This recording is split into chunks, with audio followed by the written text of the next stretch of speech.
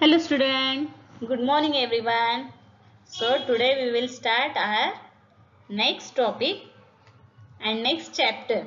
So today I will explain it to you. Class 5th NCERT rules are for everyone.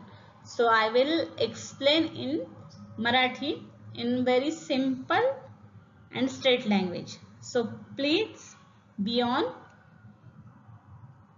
our topic. So today's topic is traffic rules. तर विद्यार्थी मित्रांनो, आजचा आपला काय topic आहे तर रूल्स आर फॉर एव्हरीवन, म्हणजे नियम हे सर्वांसाठीच असतात, फक्त एका व्यक्तीसाठी नसतात. तर हा क्लास 5th NCERT मधील SSC बोर्डचा नियम सर्वांसाठी हा आजचा आपला टॉपिकचा विषय आहे. तर तो मी तुम्हाला समजावून सांगणार आहे. सो हा व्यवस्थित समजावून घेण्यासाठी व्हिडिओ शेवटपर्यंत नक्की पहा आणि जर व्हिडिओ आवडला तर लाईक शेअर सबस्क्राईब नक्की करा आणि जास्तीत जास्त तुमच्यासारख्या विद्यार्थी मित्रांपर्यंत तो शेअर करा. सो तुम्हाला या साइन वरूनच दिसत असेल की मी आज जो तुम्हाला एक्सप्लेन करणार आहे तो तुम्हाला इथे दिसत आहे ट्रॅफिक रूल्स. तर रूल्स मध्ये खूप सारे रूल्स असतात किंवा नियम असतात. तर त्यातले बेसिकली आपल्याला सगळ्यात जो मूळ आहे तो आपल्याला माहित आहे की वाहतुकीचे नियम असतात.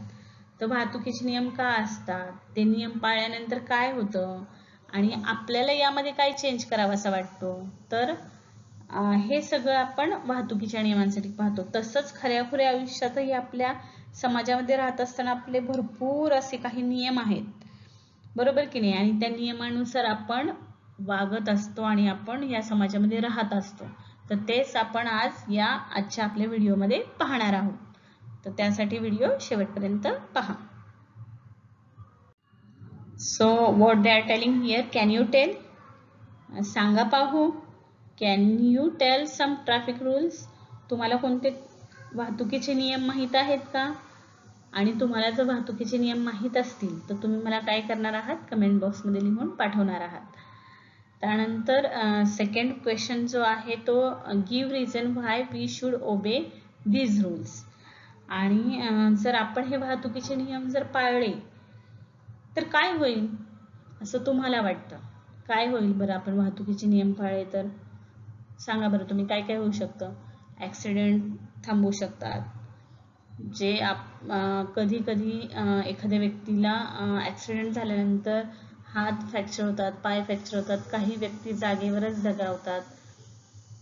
तर हे सगळे जे आहेत आपल्या वेगवेगळे ॲक्सिडेंट्स किंवा चुकीच्या घटना, तर ह्या सगळ्यांपासून आपल्याला बरीचशी काय होऊ शकते, सुटका होऊ शकते.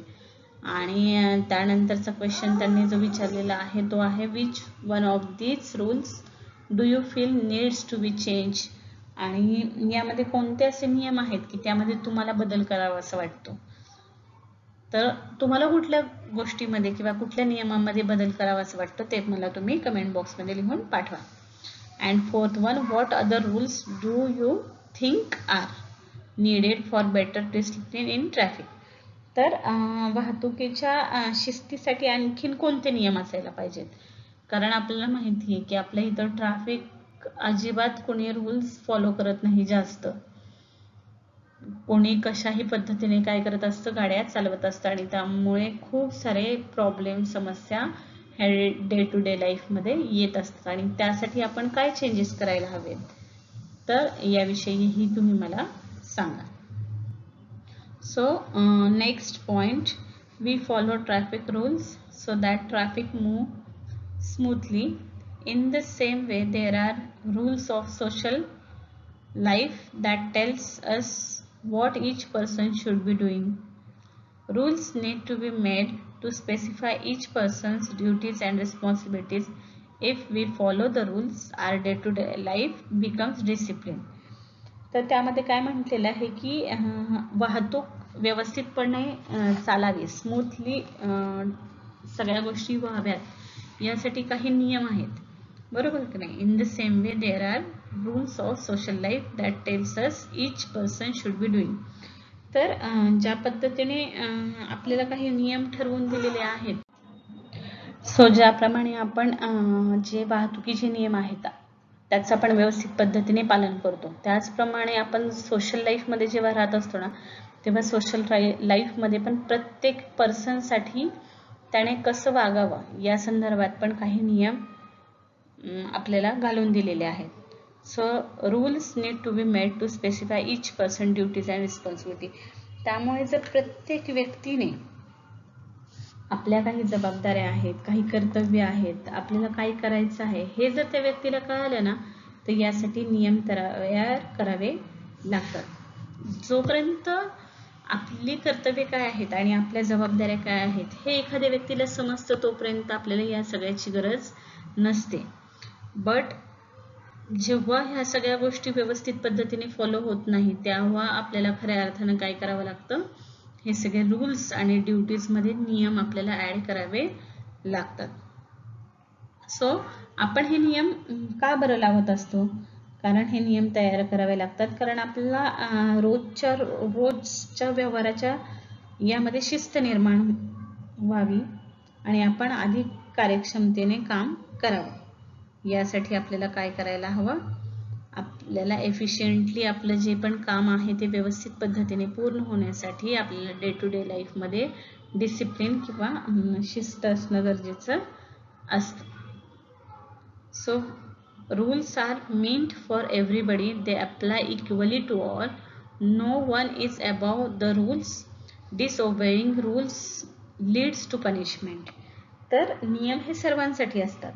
Rules R meant for everybody म्हणजे काय म्हटलेलं आहे की नियम हे सर्वांसाठी असतात आणि ते सर्वांना सारखेच लागू होतात. They apply equally to all म्हणजे कोणी गरीब आहे म्हणून त्याच्यावर कमी नियम आणि एखादा श्रीमंत आहे म्हणून त्याच्यावर जास्त नियम असं काही नसतं. नियम हे सर्व कॅटेगरीजसाठी म्हणजे मध्यमवर्गीय असोत किंवा रिच असो किंवा गरीब असो, कुठलाही जो वर्ग आहे त्या सर्वांसाठी आपल्याला अप्लाय इक्वली केलेला आहे. So no one is above the rules. कुणीही रूलपेक्षा किंवा नियमांपेक्षा मोठा नाही. नियमांपुढे कुणी श्रेष्ठ आणि कनिष्ठ असं नसतं. नियम हे सगळ्यांसाठी सारखे असतात आणि जर आपण नियम मोडला, नियमांचं पालन जर केलं नाही तर त्या बाबतीत आपल्याला काय होतं, पनिशमेंट पण भोगावी लागते, म्हणजे आपल्याला शिक्षाही भोगावी लागते. There is no discrimination in punishment for breaking the rules. In this way, equality is the basis of rules. So, तर त्यांनी काय म्हटलेलं आहे की ह्याच पद्धतीने जर नियम मोडल्यानंतर आपण शिक्षा देताना कोणताही भेदभाव केला जात नाही. अशाच प्रकारे समानता, इक्वॅलिटी हा पण काय आहे, आपल्या समाजाचा सगळ्यात महत्त्वाचा नियम आहे की प्रत्येक व्यक्ती यामध्ये काय आहे, समान आहे आणि तिला समानतेची वागणूक ही मिळायलाच हवी. हा आपला सगळ्यात मेन मोटो आहे. काय आहे, इक्वॅलिटी. ठीक आहे, हा इक्वॅलिटी ही सगळ्यात महत्त्वाची आपली गोष्ट आहे, समानता. So changes in rules for the society म्हणजे समाजामध्ये राहत असताना नियमात होणारे बदल. तर आपण आता ते पाहूयात. Our society works according to certain rules, we make the rules ourselves. तर आपण या समाजामध्ये राहत असताना काही नियमांच्या आधारेच आपण काय करत असतो, लाईफ जगत असतो. हे नियम आपणच काय केलेले असतात, तयार केलेले असतात. We follow these rules because they are meant for the common good. आणि हे नियम आपल्या सर्वांचेच काय असतात, हिताचे असतात आणि म्हणून आपण ह्या सगळ्याचं काय करत असतो, पालन करत असतो. कारण समाजामध्ये राहत असताना कशा पद्धतीने राहायचं, कसं बोलायचं, कुठले नियम पाळायचे हे सगळं ठरलेलं असतं आणि त्याच्यामुळे सगळ्यांनाच याप्रमाणे वागणं कसं सोयीस्कर पडतं. Proper changes are also introduce in the rules made for a society. आणि यामध्ये समाजामध्ये देखील त्याने काय म्हटलेलं आहे की आपण समाजासाठी असणाऱ्या या नियमांमध्ये योग्य ते बदल करावे लागतात. पण काही जे नियम असतात म्हणजे आपण समाजासाठी करू शकतो जे काय आहेत नियम, but there is a difference between the rules of society and laws of nature. पण आपण समाजामध्ये ज्याप्रमाणे बदल करू शकतो नियमांमध्ये, त्याप्रमाणे आपण नेचरमध्ये किंवा निसर्गाच्या नियमांमध्ये बदल करू शकत नाही. करू शकतो का बरं? Nature occurrence follow laws of nature. तर निसर्ग जो आहे तो काय करत असतो, तो त्याच्या स्वतःच्या पद्धतीनेच चालत असतो. आपण त्याच्यावर नियम तयार करू शकत नाही आणि आपले नियम नेचरवर लादू शकत नाही, निसर्गावर. We cannot change the laws of nature. आपण कशाच पद्धतीने नेचरचे किंवा निसर्गाचे नियम बदलू शकत नाही. फॉर एक्झाम्पल जर बघायचंच म्हटलं तर the rising and setting of the sun. सूर्य त्याला जेव्हा उगवायचं तेव्हाच उगवतो आणि त्याला जेव्हा मावळायचं असतं तेव्हाच तो काय होतो, मावळतो. त्याच्यावर आपला नियम चालतो का की तू 6 वाजताच उठला पाहिजे आणि तू 10 वाजताच झोपला पाहिजे? अजिबात नाही. तो त्याच्याच पद्धतीने राईज होतो आणि त्याच्याच पद्धतीने त्याचा सनसेटही होतो. त्याचप्रमाणे and the change in the season never stop, की जे आपले ऋतू आहेत, तर पावसाळा झाल्यानंतर हिवाळा, हिवाळा झाल्यानंतर उन्हाळा, तर ह्या पद्धतीने हे ऋतूंचं जे चक्र असतं ते एका सिक्वेन्स मध्येच चालू असतं. आपण त्यामध्ये बदल करू शकत नाही. आपण आपल्या म्हणण्यानुसार पाऊस पडू शकत नाही. उन्हाळ्यातही पाऊस पडला तरी तो नेचरच्या परमिशननीच पडत असतो आणि हिवाळ्यातही पडला तरी तो नेचरच्या पद्धतीने पडत असतो. पण आपण आपला नियम त्याच्यावर लागू करू शकत नाही. The law of gravity does not change. तर गुरुत्वाकर्षणाच्या नियमांमध्ये आपण बदल करू शकत नाही. आपण कुठलीही वस्तू वर टाकल्यानंतर ती आपोआप खालीच येते. तर आपण त्याला वर नेऊ शकत नाही, ते आपल्या हातामध्ये नाहीये. The rising and falling of tides. तर समुद्राला जी भरती आणि ओहोटी येते त्यामध्येही आपण काही बदल करू शकतो का? अजिबात नाही. The phases of moon. ज्या चंद्राच्या कला असतात, म्हणजे अमावास्येपासून पौर्णिमेपर्यंत सेमच आकाराचा चंद्र असतो का? नाही. तो सुरुवातीला एकदम क्रिसेंट असतो, त्याच्यानंतर गिब्बस होतो, त्याच्यानंतर म्हणजे हळूहळू हळूहळू 15 डेज मध्ये तो काय होत असतो, हाफ होत असतो. ह्याप्रमाणे आपण अमावस्या ते पौर्णिमा हे आपलं चक्र चालू असतो. तर या अमावस्येपासून पुढच्या पौर्णिमेपर्यंत त्याला फुल मून होण्यासाठी तितका कालावधी लागतो, 15 डेजचा. तर त्यामध्ये आपण बदल करू शकतो का? जाऊन आपण स्वतः हलवून तो मोठा किंवा लहान करू शकतो का?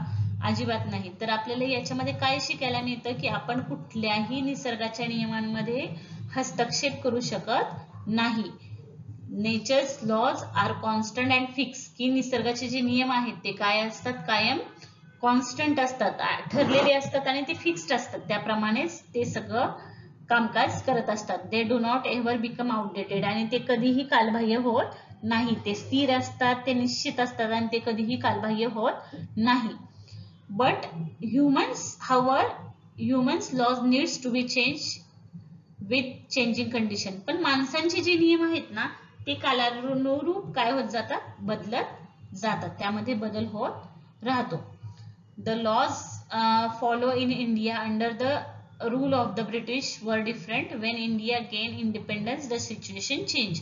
तर यामध्ये त्यांनी सांगितलेलं आहे, आपल्या देशाला स्वातंत्र्य नव्हतं, आपला देश जेव्हा ब्रिटिशांच्या ताब्यामध्ये होता तर तेव्हा कशी परिस्थिती होती, तेव्हाचे असणारे नियम आणि आपल्या देशाला स्वातंत्र्य मिळाल्यानंतर आपण नवीन तयार केलेले नियम, तर ह्या नियमांमध्ये आपल्याला फार तफावत दिसू शकते. कारण हे जे ब्रिटिशांच्या काळातले नियम होते, म्हणजे स्वातंत्र्यपूर्व काळातील नियम, हे ब्रिटिशांच्या म्हणण्यानुसार तयार केलेले होते. त्यामध्ये आपल्या लोकांचा कुठल्याही प्रकारचा सहभाग त्यामध्ये नव्हता. पण आता आपण जे नियम केलेले आहेत स्वातंत्र्य मिळाल्यानंतर, तर ते आपण आपल्या पद्धतीने आपल्या लोकांसाठी ते काय केलेले आहेत, नियम बनवलेले आहेत आणि त्या नियमांमध्ये आपण चेंजेस करू शकतो. So the laws of civic for change accordingly. For example, after independence the voting age was 21 years. After 1988 the voting age was lowered to 18 years. तर याचं उदाहरण घ्यायचं म्हटलं तर आपल्याला स्वातंत्र्य मिळाले तेव्हा 21 वर्षावरील नागरिकांना मतदानाचा हक्क होता. पण 1988 मध्ये पुन्हा आपण काय केला, रूल चेंज केला आणि त्याच्यानुसार 18 वर्षानंतर प्रत्येक व्यक्तीला मतदानाचा अधिकार मिळाला. तर हा आपण काय केला, आपल्या नियमामध्ये असलेला चेंज केला. तर हा असा चेंज करण्याचा अधिकार आपल्याला आहे ह्युमन्सच्या लॉ बाबतीमध्ये. पण निसर्गाच्या बाबतीमध्ये आपण काहीही करू शकत नाही. तर हा आज मी तुम्हाला आपण नियम सर्वांसाठी रूल्स फॉर एव्हरीवन जो आपला चॅप्टर आहे त्यामध्ये हा सगळ्यात पहिला पॉइंट जो आहे रूल्स बाबतीतला तर तो मी तुम्हाला एक्सप्लेन करून सांगितलेला आहे. आणि जर तुम्हाला माझा व्हिडिओ आवडला असेल तर असा जास्तीत जास्त विद्यार्थी मित्रांपर्यंत शेअर करा आणि नक्की माझ्या चॅनेलला सबस्क्राईब करा. थँक्यू विद्यार्थी मित्रांनो. आणि बाकीचे पुढचे व्हिडिओ मी नेक्स्ट घेऊन येत आहे तर ते पुढचे टॉपिक त्यामध्ये तुम्ही पाहत चला. तर आज आपण इथंच थांबूया. थँक्यू.